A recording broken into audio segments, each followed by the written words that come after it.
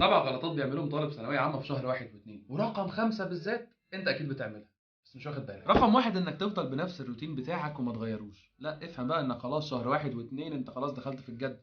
ابدأ زود ساعات مذاكرتك واحدة واحدة. رقم 2 بقى إنك تقعد تسمع كلام يحبطك. أنت في الفترة دي ما عندكش غير نفسيتك، فأرجوك حافظ عليها كده لأنك ما عندكش غيرها تكمل معاك لآخر السنة. أما بقى رقم 4 وهي إنك تفضل تحل من مصدر واحد.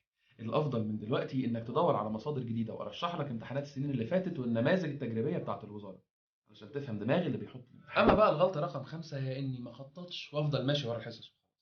خلي بالك دي اخطر غلطه ممكن تعملها في الشهرين دول، لان شهر 1 و2 هم اهم شهرين في النص التاني من السنه. ابدا دور ايه المتراكم وراك، وايه اللي انت ما كنتش بتعرف تحله في الحصص، وايه اللي انت ما ذاكرتوش كويس، واعمل بيه جدول.